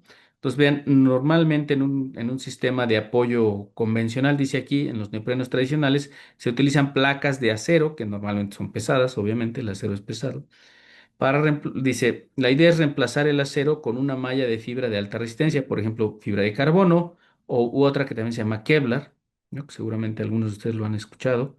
Dice, y eso reduce significativamente el peso y los costos de fabricación, lo que hace que el aislamiento sísmico sea accesible para pues, estructuras con menor presupuesto. Entonces, vean aquí, seguramente ustedes recordarán que algunos sistemas de aislamiento sísmico, pues aquí en la foto donde apareció el doctor Méndez, vean, aquí tenemos un aislador de neopreno y aquí se alcanzan a ver las placas de acero intercaladas, o sea, hay placas de neopreno intercaladas con placas de acero. Entonces, obviamente el acero pues hace que el sistema sea más pesado. Sin embargo, si en lugar de acero colocamos capas de fibras, ¿no? Que pueden ser fibras de carbono o Kevlar, entonces nos ayuda a que el sistema en general sea mucho más ligero y eso obviamente nos ayuda pues a bajar costos. ¿Vale? Bueno, aquí hay unos ejemplos, ¿no? Con esos sistemas. Este, y bueno, ya se han puesto a prueba, ¿no? Ya se han ensayado. No estoy seguro que estos sistemas ya se hayan usado en algún proyecto, pero sí, por lo menos ya se han sometido a las pruebas que se deben someter y han funcionado. Otros materiales avanzados, seguramente varios de ustedes han escuchado hablar de las aleaciones con memoria de forma. Dice, son metales superelásticos como el nitinol, o sea, es una aleación, nitinol, no recuerdo, pero es níquel, no sé qué y no sé qué. No me acuerdo ahorita, perdónenme, pero bueno, es una aleación de varios materiales.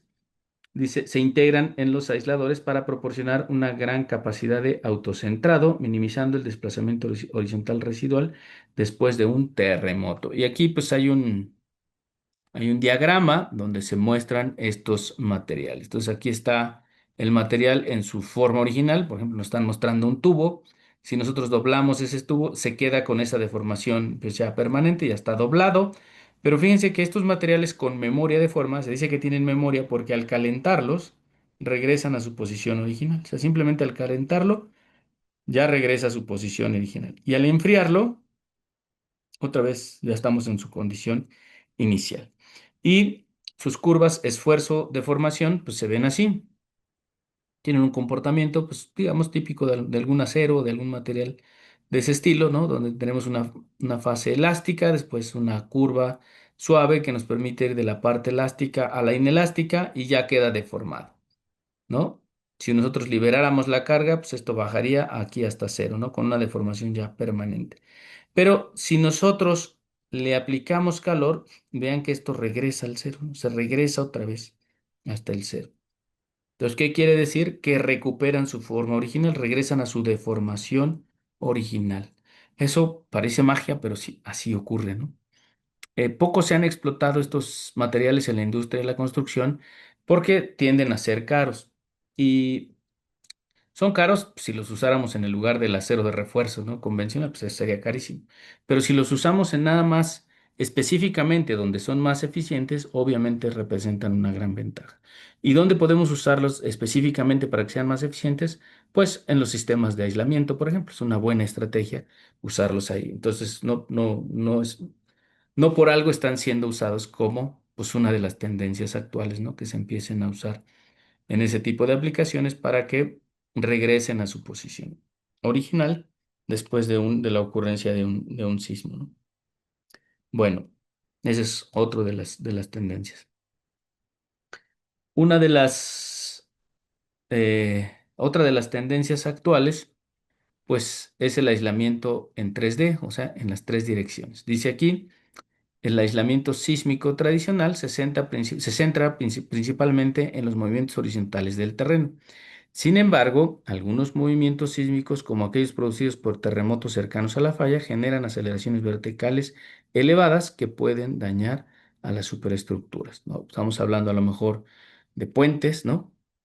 O muchas veces de plantas nucleares, donde se requiere que ciertos componentes dentro de la planta nuclear, pues también estén aislados verticalmente, ¿no? Hay varias propuestas en la literatura, o sea, uno podría encontrarse, no varias, pero algunas interesantes, de aislamientos o aislamiento con una parte vertical, ¿no? Una componente vertical de aislamiento. Este es un diagrama de uno de ellos. En la parte superior tenemos un sistema de aislamiento convencional que trabaja en las dos direcciones, pero debajo de ese sistema, pues se coloca un sistema de aislamiento, o más bien una capa que funge la parte vertical del aislador, ¿no? ¿Qué tiene ese sistema de aislamiento vertical? Pues tiene una serie de componentes. Este es mucho más elaborado, ¿no? que un aislador convencional. Tiene aquí, por ejemplo, dice unos cone disc springs, o sea, básicamente son unos resortes especiales, ¿no? Que dan rigidez vertical. Aquí tiene, por ejemplo, vertical oil damper, o sea, unos amortiguadores de rellenos de aceite verticales. Ven que son cuatro resortes centrales, cuatro amortiguadores verticales, ¿no? Entonces esto verticalmente da rigidez o flexibilidad, si lo quieren ver así, y también da amortiguamiento. Y luego pues hay unos soportes aquí laterales en cada una de las esquinas que pues ayudan a que el sistema se mantenga estable, ¿no? Entonces, vean que hay un sistema que tiene la función convencional de un sistema de aislamiento en las dos direcciones, pero a su vez debajo hay una capa o una fase que ayuda a tener aislamiento vertical. Y les repito, eso es importante pues en ciertas estructuras. Obviamente esto en una estructura convencional como un edificio, pues normalmente no es requerido, no es necesario, ¿no? Pero sí puede ser necesario en otras estructuras como pues puentes, ¿no? Puentes muy largos que requieran de un aislamiento vertical o yo lo he visto varias veces ser usado en plantas nucleares, ¿no? Sobre todo. Bueno, eso es con respecto al aislamiento en 3D. Otra de las tendencias que ya les había comentado, pues es sobre el uso de o soluciones de bajo costo para estructuras de tipo de vivienda o estructuras más ligeras. Esta es una estructura de vivienda que probaron un equipo de la Universidad de Stanford, donde por supuesto también participó el doctor Eduardo Miranda. Y vean, ahí está la vivienda, este es el sistema de piso, está sobre una mesa vibradora, ¿no? Que está en California.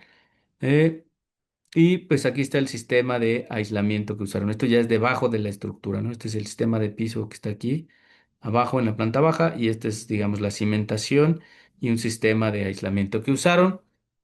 Sometieron a la estructura a, a excitaciones sísmicas y observaron que efectivamente es una solución muy conveniente, ¿no? Para aislar estructuras considerando costos bajos. Entonces, funcionó muy bien. Hay un artículo que con gusto también de esta estructura que también les puedo compartir y que pues habla de las pruebas que hicieron. Eh, Como dice aquí, el uso de estos sistemas se está extendiendo a edificios de mediana altura y viviendas unifamiliares. Es decir, ya no solo se están estudiando soluciones para edificios, hospitales o estructuras importantes, sino también se está tratando de llegar a construcciones de bajo costo. También seguramente ustedes han visto por ahí en algunas redes sociales que se está retomando el uso de los cantos rodados o de estas rocas redondeadas que usaban pues hace más de 5.000 años en lo que ahora es Perú, esta civilización Caral, para aislar sus estructuras, ¿no? Que usaban unas bolsas de, de con unas cuerdas digamos, de materiales vegetales, las amarraban todas juntas y lo usaban como un sistema de aislamiento, ¿no? Ahora en Perú como que retomaron esa idea y dijeron, bueno, vamos a empezarlo a estudiar y pues ya hay estudios bastante formales de eso, debo decirles, que están empezando a buscar soluciones, a lo mejor no con rocas, sino con otros materiales también de forma esférica que puedan ayudar a usarlos como aislamiento sísmico y hacer soluciones de muy bajo costo, ¿no?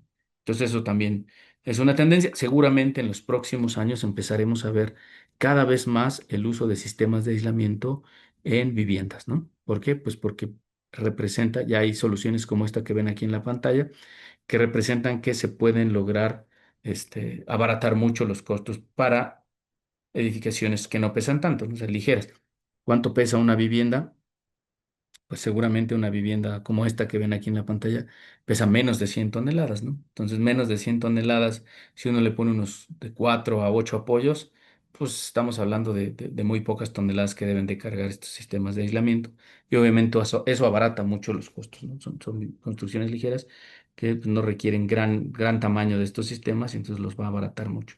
Bueno, ya hay soluciones y digamos, la tendencia creo yo es que en los próximos años se usen o veamos más de manera más común este tipo de soluciones.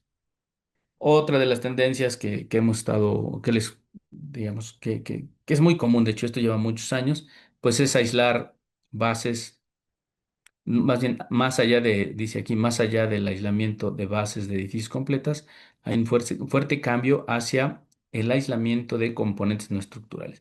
Por ejemplo, pues esto es muy común verlo en maquinarias, ¿no? O en equipos especiales, donde pues, se colocan ciertos sistemas de aislamiento y ayudan mucho a reducir vibraciones, o una de dos, o que las vibraciones del equipo pasen a la estructura, o que algún movimiento sísmico en la estructura genere daños en el equipo, ¿no? Entonces hay de los dos, proteger al equipo o proteger a la estructura de uno o del otro. Entonces, esto ha sido muy común por muchos años y pues se sigue usando y se va a seguir usando, pero además de eso también han empezado a surgir este tipo de soluciones que son unas plataformas, ¿no? Plataformas modulares que en su interior pues tienen un sistema de aislamiento, muchas veces compuesto de diferentes piezas mecánicas, que es muy eficiente. Tiende a ser caro, por eso normalmente se usan estos sistemas para equipos especiales, ¿no? Por ejemplo, para data centers o algún sistema que requiera que las vibraciones sean muy bajas, como este equipo que se ve aquí en pantalla. Entonces, este sistema lo que hace es, cuando hay una vibración en el edificio, aísla muy bien las vibraciones y sube muy poco al equipo que se está protegiendo, ¿no? Entonces, eso también es muy común. De hecho, una anécdota que yo les cuento es que hace un año justamente, estamos en agosto, sí, hace un año, estamos a finales de julio. Estábamos en Taiwán y allá desarrollaron, tienen una patente de una plataforma como esta, ¿no? Que es muy eficiente para aislar equipos caros, equipos importantes u obras de arte también, ¿no? Que también muchas veces las obras de arte pues son cosas muy valiosas que pues no se pueden dañar o perder durante un sismo, ¿no? Entonces, también es una tendencia, es seguramente en los próximos años a que cada vez veamos más de estas plataformas de aislamiento sísmico enfocadas en equipos especiales u obras de arte. Bueno, voy a ir cerrando ya con unos comentarios finales y si quieren dejamos unos minutos para ir haciendo pues una sesión de preguntas y respuestas y vamos a ver, dice, se presentaron las tendencias actuales sobre aislamiento sísmico en México y en el mundo, ¿no? Se pudo notar que en las últimas décadas ha habido un incremento significativo en el uso de aislamiento sísmico, especialmente en China y Japón. Ya vimos que en China, pues nos encontramos por ahí que actualmente más de 30.000 estructuras, bueno, es un país enorme, ¿no? Con mucha gente, pero más de 30.000 estructuras tienen alguna tecnología de protección sísmica. En Japón vimos que entre bueno, alrededor de 5.000 edificios y 5.000 viviendas tienen algún tipo de aislamiento sísmico.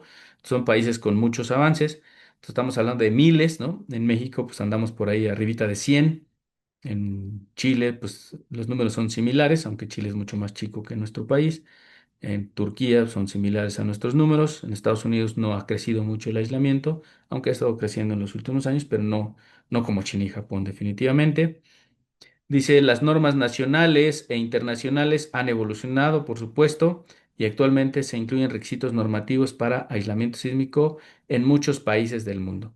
Como lo vimos, aunque el aislamiento sísmico no es nuevo, lo que sí es nuevo es incluir en las normativas el uso de aislamiento sísmico. ¿No? Vimos que Chile y Japón, que son los países más sísmicos del mundo, pues lo hicieron en 2000 y en 2003, ¿no? O sea, apenas hace un par de décadas. En México lo hicimos apenas hace 3 años, ¿no? Pero bueno, pues ahí vamos, estamos obviamente poniéndonos al corriente, como dicen, y pues vamos a seguir actualizando las normativas.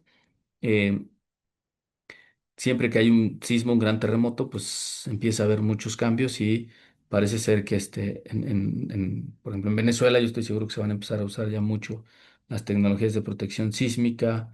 En Turquía, pues ni se diga, ¿no? Ya se están usando cada vez más. Hay, digamos, noticias de que se están usando mucho, nos llegan de por allá. En fin, cada vez que hay un sismo hay cambios, entonces pues hay que tristemente tiene que pasar eso, pero bueno, hay que aprovechar esos cambios para ir creciendo y eso explica por qué en muchos países como en China ya ven que en 2008 hubo un gran sismo y eso detonó el cambio, ¿no? Empezaron a usarse mucho los sistemas de protección sísmica. Dice aquí, el aislamiento sísmico sigue avanzando cada día, especialmente en temas de control activo y semiactivo. Ya vimos que hay unos sistemas que pues usan equipos de cómputo y esto. Les decía entonces ya hay sistemas, bueno, una de las grandes tendencias es el uso de sistemas de control activo y semiactivo. Estos sistemas pues requieren de sensores, requieren de equipos de cómputo y herramientas para predecir la respuesta de manera anticipada e ir ya sea inyectando energía al sistema para contrarrestar el movimiento o inyectando simplemente voltaje, como en el caso de los semiactivos, para ir modificando las propiedades de los sistemas y pues ir, digamos, reduciendo la respuesta de los sistemas estructurales. También vimos que hay materiales nuevos, ¿no? O cada vez mejores, gracias a la ciencia de materiales, como pues, algunos termoplásticos con propiedades mejoradas, ¿no? Que son muy buenos al desgaste, no se desgastan, tienen coeficientes de fricción muy bajos, en fin, son buenos materiales, sobre todo para el aislamiento sísmico, y también se están empezando a usar materiales con memoria de forma, entre otros.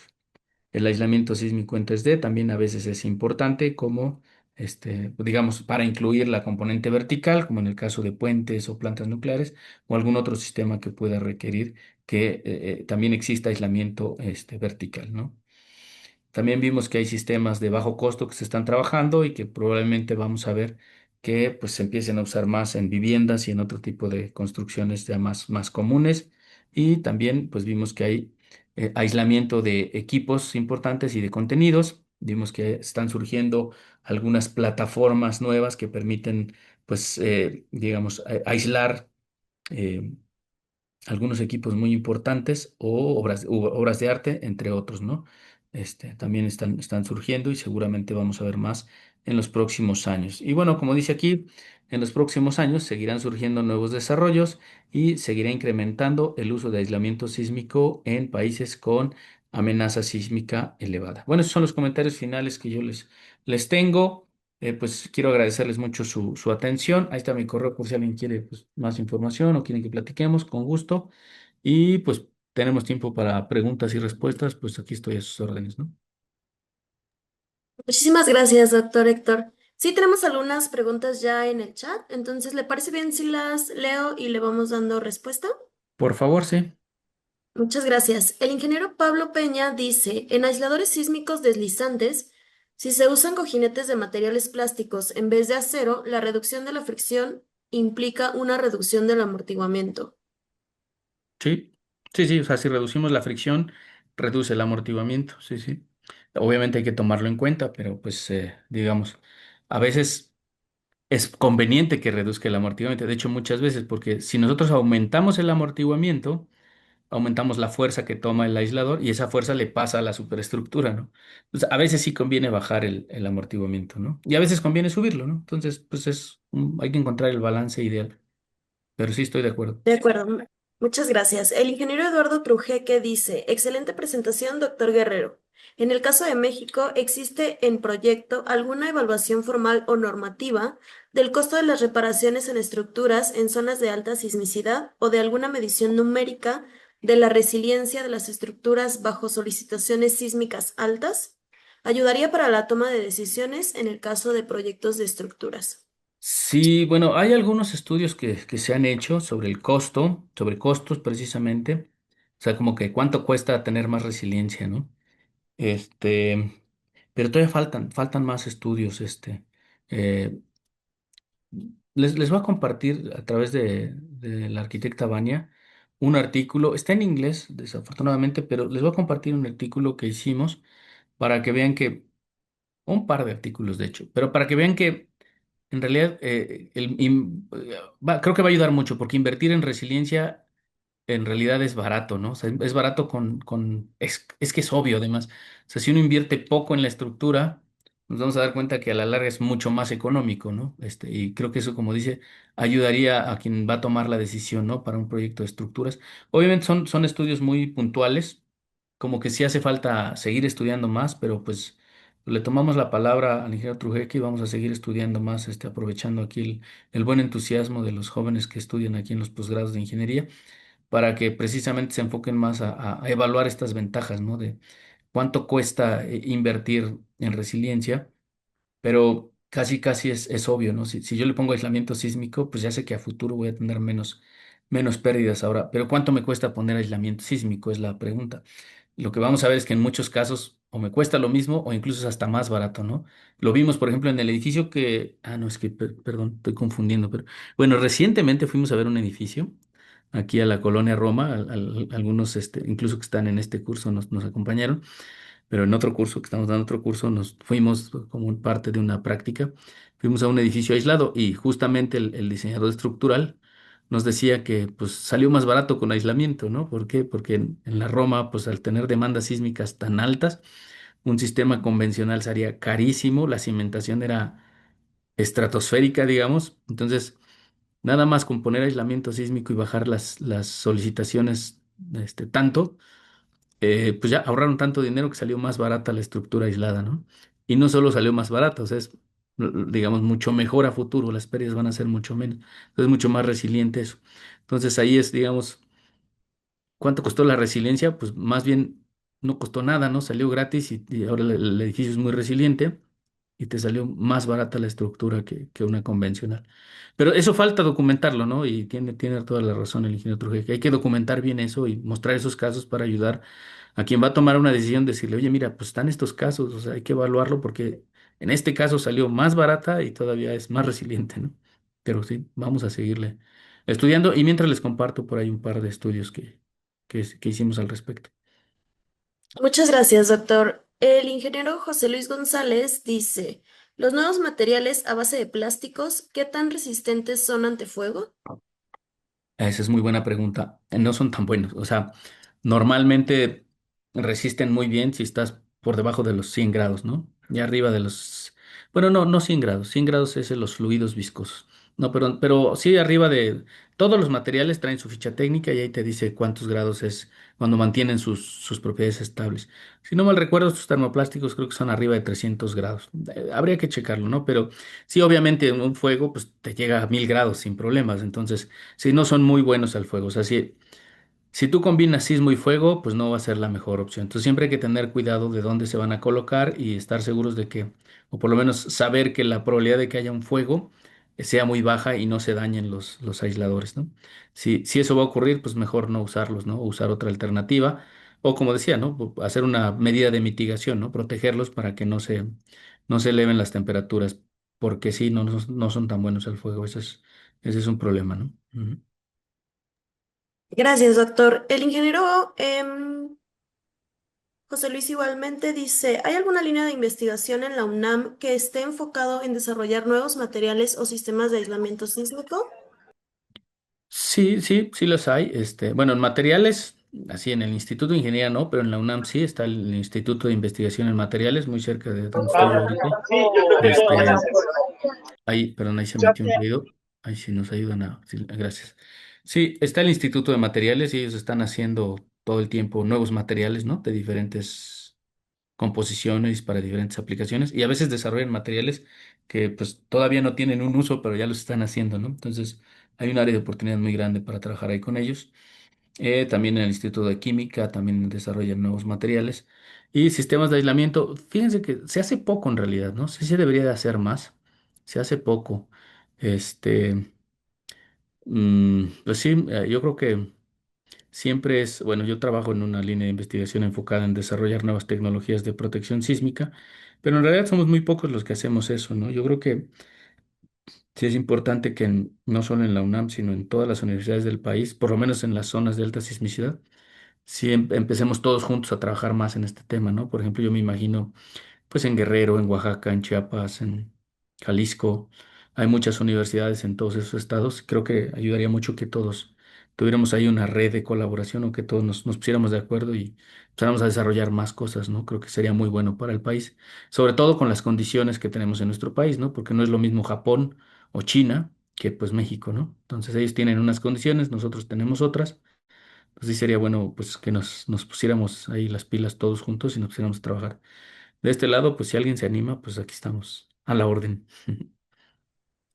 Muchas gracias, doctor. El ingeniero Jorge Antonio dice, en el caso de Japón, un panelista mencionaba que el periodo de retorno es muy bajo. No es un contrasentido porque, por ejemplo, en Estados Unidos, en la zona de la falla de San Andrés, tienen periodos de retorno de más de 2 milenios. ¿No es esto un contrasentido o a qué se debe estos periodos más pequeños? Gracias, doctor. Es muy buena pregunta.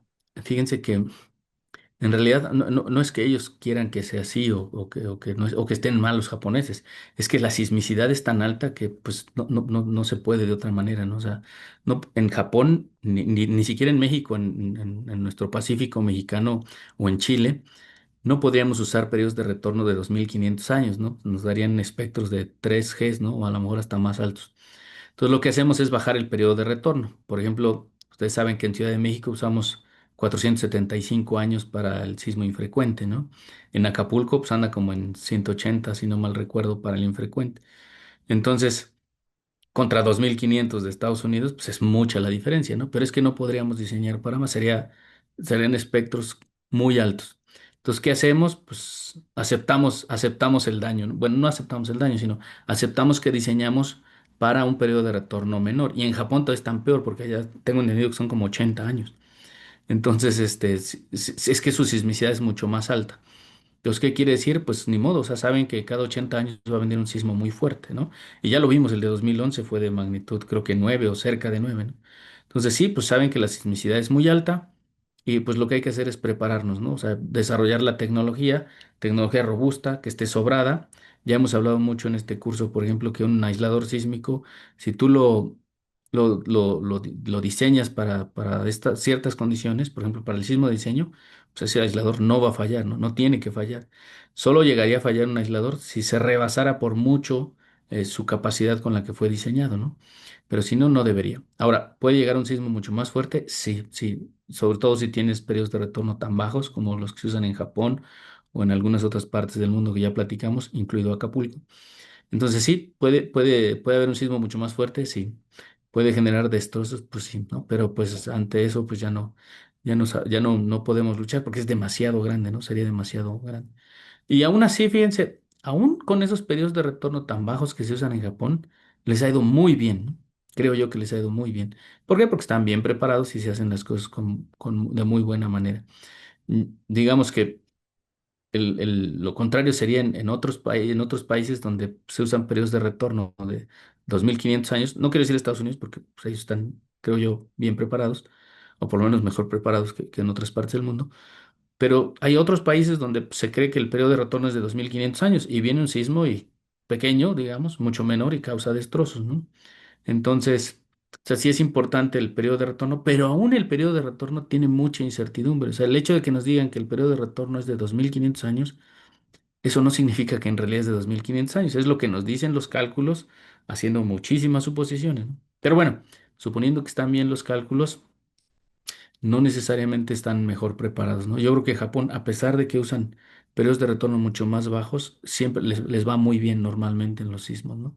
Entonces, pues yo creo que es lo que hay que aprender de ellos, ¿no? O sea, saber que la sismicidad es muy alta y estar siempre bien preparados y saber que en cualquier momento pues se desata el terremoto fuerte, entonces tenerlo mejor para nuestras estructuras, ¿no? Y no arriesgarnos demasiado porque por otro lado, pues hay mucha gente que se arriesga, ¿no? Hay mucha gente que dice, no, a ver, yo voy a dejar los elementos estructurales al 99% de su capacidad, porque el software me dice que pasa, ¿no? Y si pasa, pues yo ya cumplí con la norma. Pues sí, pero a lo mejor estamos dejando a la estructura como que muy vulnerable, de que si viene un sismo poquito más alto, pues ya la va a romper, ¿no? Entonces, si cumples con la norma, si pasan todos los elementos estructurales, pero pues un poquito más y se rompe, ¿no? Entonces, ahí más bien deberíamos, creo yo, de ser todos conscientes de que pues la naturaleza no es predecible. Si nuestros cálculos nos dicen que nuestro periodo de retorno es de 2000 años o de 475 o de 90, pues estar conscientes que siempre se puede rebasar, ¿no? Ya lo hemos visto en varios sismos en el pasado que se pueden rebasar y que se han rebasado, aún los de 2500, ¿no? Entonces, si eso se puede rebasar, pues mejor estar conscientes y diseñar nuestras estructuras para que tengan más líneas de defensa, ¿no? O sea, si se rebasa, o sea, yo diseño con lo que me pide la norma, pero si se rebasa, ¿cuál es mi siguiente línea de defensa, ¿no? Tenerlo claro, o sea, decir, ok, si se rebasa, entonces yo diseñé las columnas mucho más robustas, porque si se articulan las traves, ya sé que las columnas siguen aguantando, ¿no? O sea, como que tener varias líneas de defensa para saber que no va a fallar, ¿no? A pesar de que se rebase la capacidad de mi estructura, ¿no? O ya sé que tengo disipadores, ok. ¿Y qué pasa si el sismo es más grande? ¿Qué le va a pasar al disipador? ¿Qué utilidad estoy usando para diseño? Si ya sé que aguanta 10 o 12, pues a lo mejor yo diseño para 4, ya sé que tengo 3 veces más capacidad de deformación, ¿no? O si mi aislador ya sé que se va a deformar, el cálculo me dice que se va a deformar 30 centímetros, pues yo lo voy a hacer de 50, ¿no? Tengo ahí 20 centímetros más de colchón, ¿no? No lo sé, o sea, como que siempre saber qué puede pasar. Y si se acaban esos 20 centímetros más de colchón, entonces las fuerzas le van a subir a la estructura. Entonces, si le suben a la estructura, ¿qué líneas de defensa tengo yo en la estructura? O sea, creo que deberíamos de empezar a pensar mucho en eso, porque siempre la naturaleza nos va a mandar. No siempre, la probabilidad de que eso ocurra es muy baja, pero puede ocurrir, ¿no? Entonces, estar preparados creo que es lo mejor. Bueno, ya me extendí mucho con la respuesta, espero haber contribuido a una buena respuesta de su pregunta. Gracias, doctor. El ingeniero Jonathan Valdés dice, considera que la investigación en la implementación de dispositivos de disipación de energía y aislamiento sísmico ¿Trae beneficios para disminuir el impacto ambiental por parte de la industria de la construcción? Totalmente, Jonathan. Le voy a decir por qué. Porque normalmente cuando usamos estas tecnologías nos quedan sistemas estructurales más ligeros, es decir, ahorramos materiales.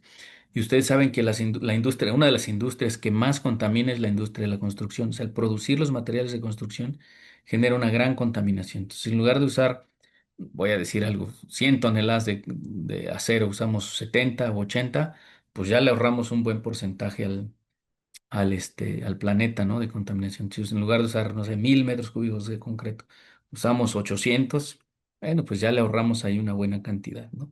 Y sobre todo, creo que también lo que no hemos explorado mucho y creo que se va a empezar a explorar es el reuso de los sistemas de disipación. O sea, yo puedo tener disipadores, los tengo en un edificio y si ese edificio es desmantelado, ahora los puedo reusar en otra parte, ¿no? Entonces eso también ayuda mucho. O aisladores, ¿no? Imagínense ustedes tienen un sistema de aislamiento, ya terminó el uso de la construcción, pues ahora los termino de usar y me los llevo a otro proyecto, ¿no? O sea, creo que en el futuro no es que se vaya a poner de moda, sino va a ser necesario empezar a usar eso, ¿no? Empezar a reutilizar componentes de los edificios va a ser necesario porque pues cada vez nos acabamos más rápido los recursos que produce nuestro planeta en un año. No sé si ustedes han escuchado hablar, pero probablemente en estos días, en agosto, van a escuchar por ahí en las noticias que ya nos acabamos los recursos anuales del año, del 2026. O sea, siempre nos los acabamos varios meses antes de que acabe el año, ¿no? Ya estamos en agosto, seguramente en las próximas semanas van a escuchar, pues el día de hoy, de acuerdo a las estimaciones, ya nos terminamos los recursos de 2026. Entonces, los recursos que gastemos de ahí a diciembre, al 31 de diciembre, son recursos que ya no generó el planeta y que le estamos causando un gran impacto. Pero si nosotros en lugar de usar recursos, reciclamos elementos estructurales de las construcciones, pues entonces en lugar de acabárnoslos en agosto, a lo mejor ya nos vamos yendo a septiembre y luego octubre y así hasta que vayamos compensando todo el daño que le estamos haciendo a nuestro planeta, ¿no? Tristemente. De acuerdo, muchas gracias, doctor. El ingeniero Francisco Murillo, no, perdón, sí, el ingeniero Francisco Murillo dice, ¿cuáles son las nuevas tendencias en dispositivos que veremos en los próximos años de Dampo? Bueno, esa es una muy buena pregunta. Eh, Definitivamente, sistemas de disipación, digamos, variados, pues tiene que haber, es lo natural, ¿no? Que empiece a haber más sistemas de disipación con fluido viscoso, con hay unos que llaman viscoelásticos, en fin, diferentes, ¿no? Por ahí se están desarrollando nuevos sistemas de disipación, sistemas de aislamiento, sí, con diferentes aplicaciones.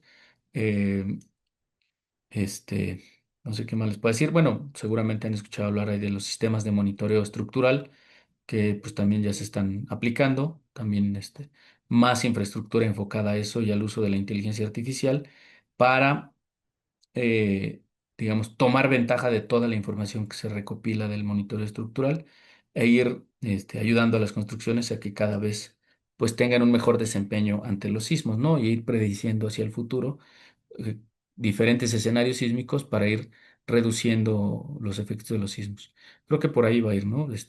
Más desarrollo de más productos enfocados en la disipación, más productos desarrollados en torno al aislamiento sísmico y al monitoreo estructural. Hay software, ¿no? Software también, mucho software.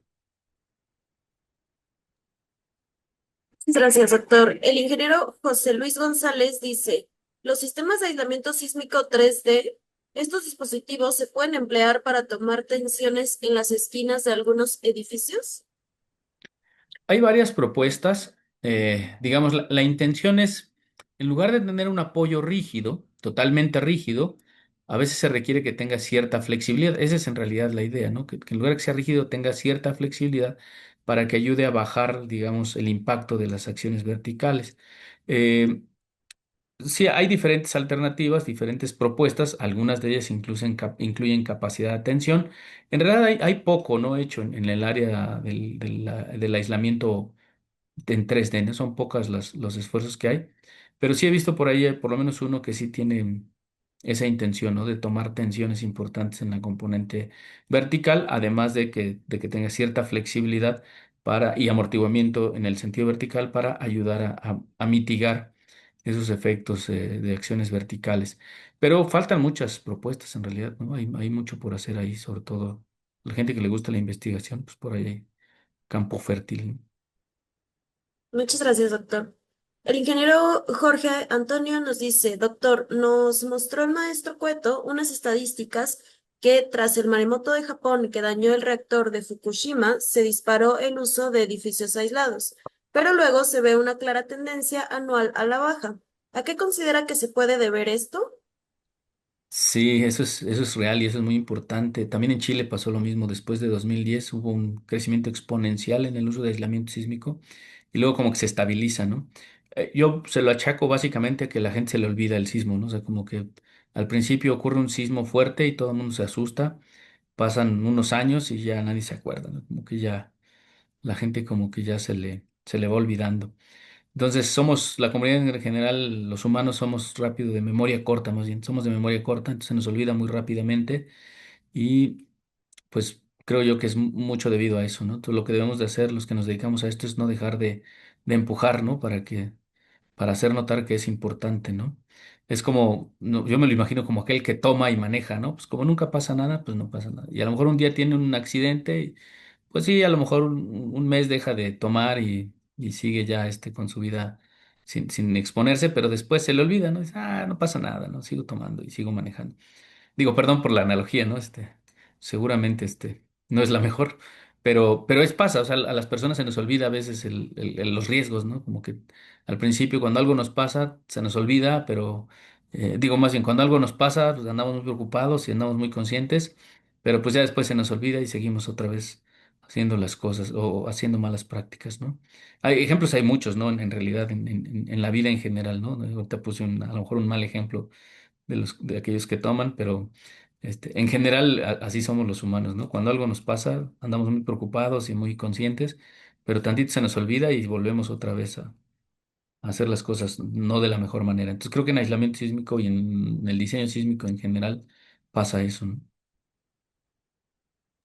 De acuerdo, muchas gracias, doctor. Pues bueno, después tenemos algunas felicitaciones del ingeniero Ernesto, excelente presentación, doctor Héctor Guerrero. El ingeniero Joan Manuel dice, yo le tomo la palabra, doctor, yo sí me animo. Y Excelente. después el ingeniero José Luis González dice, en la actualización de las normas de sismo para la Ciudad de México de 2029, ¿ya se incluirán las curvas de probabilidad para el diseño sísmico de los edificios? Ah, esa es una gran pregunta, José Luis. Fíjese que se va a incluir ya conceptos probabilísticos de evaluación del desempeño. Bueno, digamos que hay un capítulo 14 actualmente que se llama Evaluación del Desempeño y ese capítulo se está actualizando. Y en el comité se está actualizando como tener dos enfoques, un enfoque simplificado y un enfoque probabilístico. Entonces sí, pues ya se va a incluir y lo que vamos a ver en el módulo 4 pues va a ser eso básicamente, ¿no? Esos requisitos que van a venir en la norma, pero les repito, algunos van a ser, o sea, va a haber manera, bueno, por lo menos la propuesta es así, se las adelanto, nomás no le digan a nadie. Va a haber dos enfoques, uno simplificado, uno detallado, y el detallado va a ser como el que vamos a ver en el módulo 4 de este curso, ¿no? Que va a ser el enfoque probabilístico. Entonces, la respuesta es sí. De acuerdo, muchas gracias, doctor. Y finalmente, el ingeniero Sergio Cortés dice, ¿considera válido hacer un análisis pushover para evaluar la propiedad global de una estructura aislada? Eh, sí, sí, obviamente sí, y depende de qué queremos. Como siempre, cada vez que hacemos un análisis, pues depende de qué queremos de ese análisis, ¿no? ¿Qué queremos obtener? O sea, si usted a la estructura ya aislada le hace un pushover, pues lo que va a medir son las propiedades de los aisladores, ¿no? Del conjunto del sistema de aislamiento, y dependiendo hasta dónde lo deforme, pues a lo mejor empieza a tomar ya este, ciertas propiedades de la estructura, pero normalmente lo que obtendría es, pues digamos, el comportamiento del sistema de aislamiento. Ahora, si usted restringe el movimiento de los aisladores porque quiere obtener las propiedades globales de la superestructura nada más, entonces sí le sirve para obtener la curva de capacidad de la superestructura. Entonces, digamos que creo yo que sí es válido obtener esas propiedades, entender cómo se deforma la estructura, cuál va a ser su mecanismo de falla y demás, cuál es su resistencia, cuál es su desplazamiento de influencia, por ejemplo. Pero dependiendo de qué queremos obtener es cómo lo vamos a hacer, ¿no? Entonces, si dejamos que los aisladores se deformen, pues vamos a obtener las propiedades del sistema de aislamiento. Pero si restringimos la deformación del sistema de aislamiento, entonces sí podemos obtener las propiedades de la superestructura. Entonces, depende de qué queramos. Ahora, es válido siempre que la respuesta de la estructura esté dominada por el primer modo y que la estructura no sea demasiado esbelta, ¿no? O muy alta. Si es así, pues no nos va a servir de mucho el pushover, ¿no? O sea, como que el pushover nos sirve para estructuras de mediana y baja altura y dominadas por el primer modo de vibrar. Si es una estructura, digamos, donde la participación de modos superiores es alta, entonces, pues no va a ser tan válido, ¿no? Ahí a lo mejor lo más conveniente, bueno, en todos los casos, siempre lo más conveniente es hacer análisis dinámico paso a paso para poder medir o obtener mejor el desempeño que va a tener esta estructura, ¿no? Pero sí, el pushover nos da mucha información interesante, entonces creo que sí es válido. Muchísimas gracias, doctor Héctor. Pues son todas las preguntas que tenemos por ahora y me parece que también ya estamos sobre el tiempo de la sesión, entonces no sé si gusta ir cerrando esta plática. De acuerdo, pues yo les agradezco mucho su tiempo, su atención. Obviamente quedo a sus órdenes. En el módulo 4 no dejen de participar. La verdad es que va a estar muy bonito y vamos a aprender a hacer estas estimaciones probabilísticas. Nos vamos a ir lentos para que vean que no es, suena como ciencia ficción a veces estas curvas, pero la verdad es que lo vamos a tratar de hacer despacito y con mucha calma para que quede muy claro y les aseguro que les va a gustar mucho, ¿no? O sea, después van a decir, ah, mira, está bonito porque además de las curvas ahí que se obtienen, siempre se pueden explotar mucho esas curvas y obtener mucha información y seguirle sacando y sacando información, ¿no? Sobre todo para fines comparativos y para convencer a los tomadores de decisiones de irse por una opción u otra, ayudan mucho, ¿no? Entonces, pues ahí nos estaremos saludando con mucho gusto. Muchísimas gracias, doctor, y muchas gracias a todos por su asistencia. Nos encontramos por acá el jueves. Que De tengan acuerdo, muchas bonita tarde gracias. todos. Hasta luego, Hasta buena luego, tarde. gracias. Bye.